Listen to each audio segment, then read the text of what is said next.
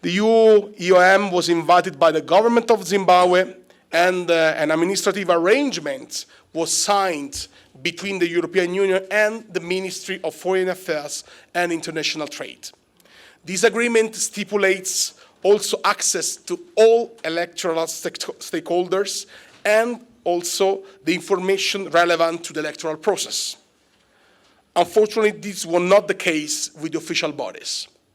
This is unprecedented in the history of the EU-EOM. As part of this agreement, the EU-EOM is committed to provide an independent and impartial long-term analysis of all aspects of the entire electoral process. In the course of its work, the EU-EOM conducted over 1,600 meetings with participants of the electoral process in urban and rural areas. The EU-EOM adheres to a strict code of conduct, and our observers do not interfere in any way in the electoral process. The EU-EOM has assessed the legal framework, the work of the election administration, the political environment, including the campaign of parties and candidates, and we also assessed the participation and role of women, the national minorities, and other marginalized groups. The mission conducted a very comprehensive quantitative and qualitative analysis of the most relevant broadcast and print media, as well as the social media sphere. The legal framework could provide, in fact, an adequate basis to conduct elections in line with regional and international standards exposed by Zimbabwe if implemented properly. However, the EU Election Observation Mission concludes that curtailed rights and a lack of level playing field led to an environment that was not always conducive to voters making a genuine and informed choice in Zimbabwe's 2023 harmonized election. The passing of regressive legal provisions and acts of violence and intimidation resulted ultimately in a climate of fear. The violent arrest around 40 members of ZESN and the ERC on the 23rd of August adds to our grave concerns. Both organizations are respected and are credible human rights defenders and part of the global network of domestic election monitors, GNDEM. They are also exposed by the European Union.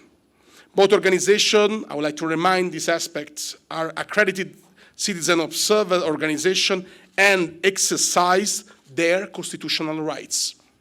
A policy statement on 24 of August said that it was for coordinating the alleged release of election results. Ultimately, the elections fell short of many regional and international standards, including key principles of equality, universality, transparency, and accountability. The election was also hampered by significant issues regarding the independence and the transparency of the Zimbabwe Electoral Commission, ZEC. The ZEC missed opportunities to increase public trust in the integrity of voting and to result management. The initial failure of ZEC to provide the critical electoral material, notably paper ballots, which resulted in many polling stations opening with severe delays, late into the night or next day, led to an increasingly tense atmosphere in some locations. This was mainly observed in urban centers like Harare or Bulawayo, but also in Manicaland.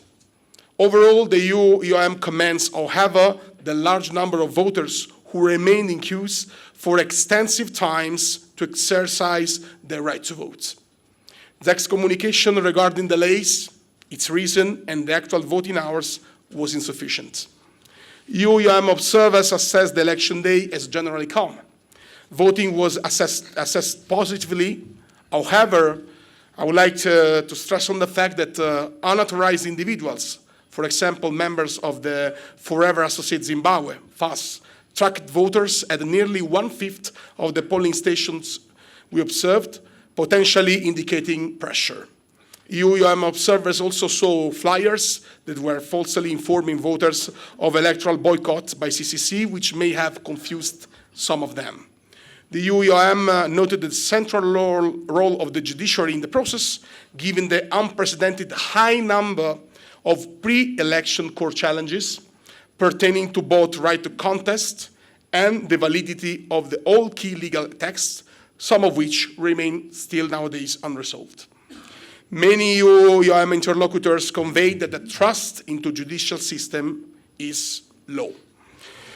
Although voters were offered the choice of political alternatives, the overall inclusivity of the candidate registration remained limited.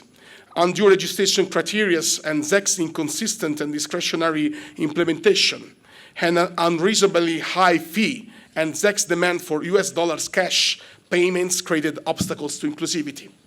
For example, the registration fee for a presidential candidate was 20,000 US dollars, while for National Assembly candidates, the fee was $1,000. 1/5 of all aspiring candidates were rejected. And these numbers, this amount of money, was a 20-fold increase compared to the previous elections. The EU-UM took also note of a low participation of women candidates.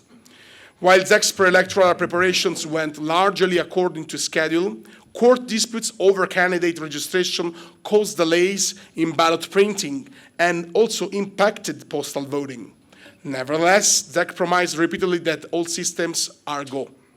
This was not the case on election day and resulted in a second day of voting. Furthermore, ZEC did not consistently address public concerns related to constituency boundary delimitation, voter registration, candidate registration, as well as ballot security. For instance, the final list of polling stations was only made public on election day. Voter registration was a significant point of contention. ZEC did not publicly disclose details prior to this election of its efforts to verify the accuracy of the voter registration data. Before elections, ZEC did not provide fully analyzable electronic copies of the voters' roll to civil society. The campaign presented voters with a range of viewpoints, but there was a lack of a level playing field, particularly regarding the freedom of assembly, which was unduly restricted by arbitrary implementations of the Maintenance of Peace and Order Act, the so-called MPOA. Police used the force to disperse several opposition gatherings, and some instances of intimidation and violence took place, including one killing. The EU-UM's media analysis revealed similar shortcomings. State-controlled media allocated substantially more airtime and print space to the ruling party and President Mnangagwa and the government. For example, the EU-UM media analysis revealed that state ZBC devoted over 2/3 of its news and current affairs coverage to ZANU-PF, the president and the government. ZBC-owned the radio stations gave the ruling party almost all their election-related airtime. Digital rights are restricted by law, notably online freedom of speech, access to the internet, access to information online, right to privacy, and data protection. These resulted in fear and self-censorship by online users. Manipulated election-related content was also circulated widely on social media and traditional media, negatively affecting voters' ability to make informed decisions. The EU election observation missions deplore an extensive and sustained disinformation campaign against the EU-UM and other international observer organizations by some media and social media platforms. These unacceptable attempts are to discredit the mission and are seen as a blatant disinformation of the Zimbabwean public. They do reflect a continued effort to undermine the European Union Electoral Observation Mission and credible election observation. The EU-UM will present a final report with a comprehensive analysis in about 2 months. This report will reflect also the EU-UM's assessment of the entire electoral process. At the same time, the EU-UM will make recommendations for future electoral processes, and those recommendations, of course, will be for consideration. I thank all. We are 7 members of the European Parliament, representing a large political spectrum and coming even from 6 different countries of the European Union. We have been present during these significant days for Zimbabwe as a part of the European Union Election Observation Mission. And we take note of the late arrival of the invitation to observe these elections. Nevertheless, we are here to perform our work, as we do everywhere in the world, because our presence was requested by the Zimbabwean authorities. First and foremost, I want to express our full endorsement to the finding presented today by my dear colleague and friend, the Chief Observer, Mr. Fabio Massimo Castaldo. I thank him and all the team for their work and cooperation. During the past few days we have been here, we met with national authorities, candidates, party representatives, religious leaders, civil society organizations, and media representatives. And the Chief Observer already has given throughout an overview of the mission's preliminary findings, and I therefore wish to focus on those issues that we, as elected politicians, consider as crucial. Let me start by stressing two very important points for our delegation. First, there are the crackdown and raids that led to the arrest of 39 people from local observer organizations in this very hotel, which were from SESN and ERC. As subscriber of the Declaration of Principles for Election Observation, we strongly condemn these unacceptable attacks against citizens observers, which are considered by the European Parliament and globally human rights defenders. CESN and its part is part of the GNDM, the Global Network of Domestic Election Monitors, and it is considered as an independent and credible organization. To make it clear, the European Parliament asks for their release. And the second point is the extensive disinformation campaign against international observer organizations, especially the European Union Election Observation Mission. We remind that the EU-EOM was invited by the government to conduct an independent assessment of the electoral process.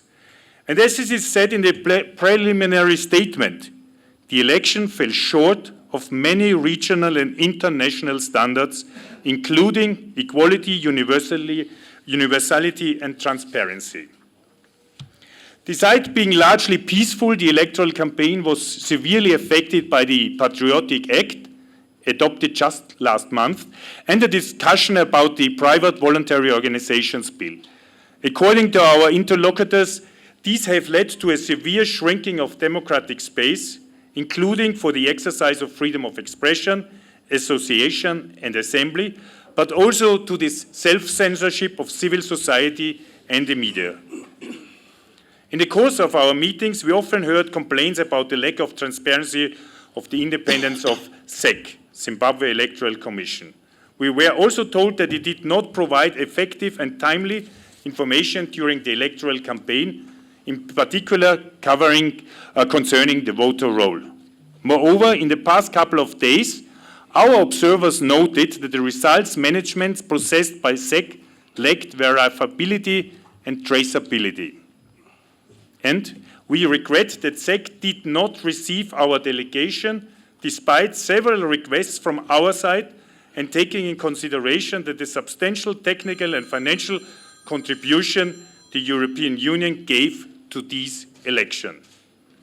Equally, several locus actors with whom we spoke expressed their serious misgivings concerning the independence of the judiciary regarding the resolution of recent electoral disputes and candidate exclusions.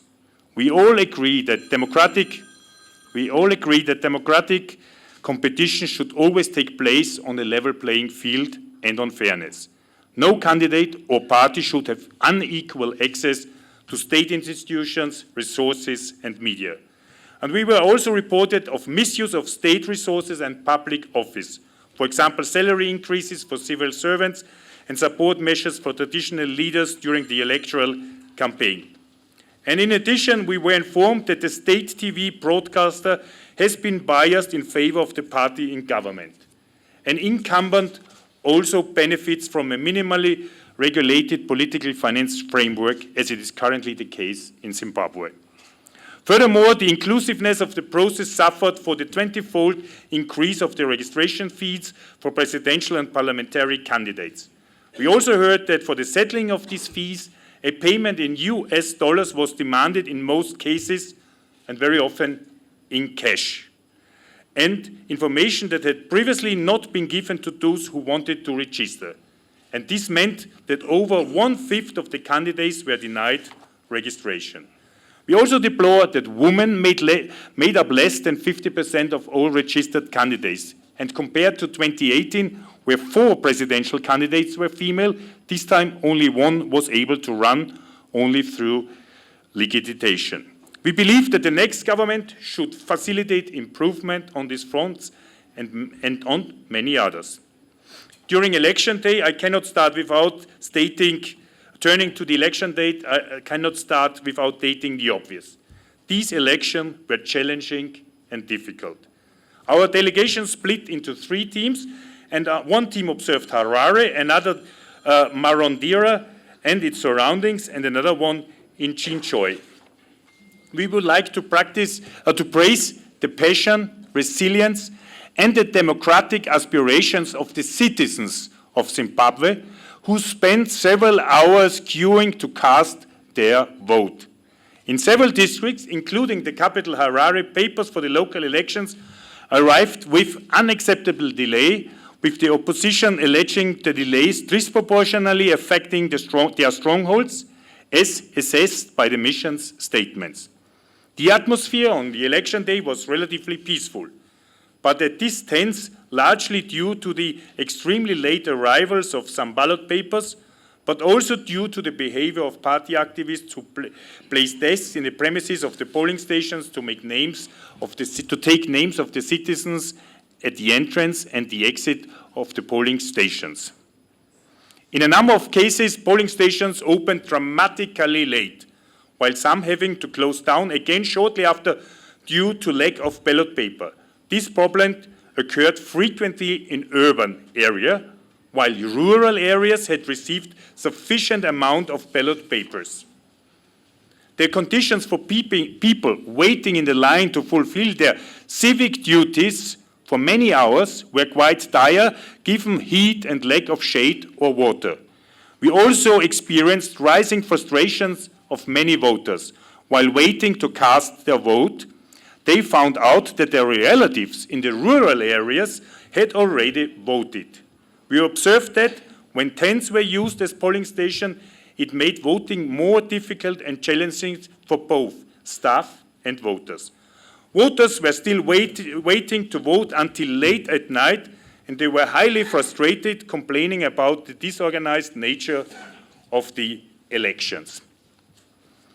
Better preparation of the election day by the Electoral Commission could have contributed to reducing many problems and reciting tensions. This being said, we would like to extend our sincere thanks to the thousands of Zimbabweans who worked as polling station staff. They did their best to ensure that the proceeding ran as smoothly as possible. Above all, on behalf of all the team, I would like to express our admiration for the civic spirit and the democratic aspirations shown by the people of Zimbabwe, who went to vote and were ready to spend an entire day and maybe also an entire night waiting in line to fulfill their civic duties. The presence of political agents in the polling station is also considered quite constructive. I would now like to refer on the post-electoral period. Moreover, clear and conclusive result must be announced within the electoral deadline. Ensuring transparency, traceability of counting will strengthen confidence in this step. This is critical, and SEC should be fully transparent in the tabulation and publication of results. Any dispute regarding the electoral process should be addressed peacefully according to the established legal procedure. And it is also crucial that the judiciary shall perform its constitutional duties in an independent and impartial manner. And finally, I would like to underline that the European Union, including the European Parliament, stands ready to support a reform process in Zimbabwe, a reform process which is inclusive and democratic, and works to ensure a stable and prosperous future for all its citizens. And in this respect, we are available to provide our assistance to ensure the best possible implementation of the EU EUM recommendations. Thank you for your attention.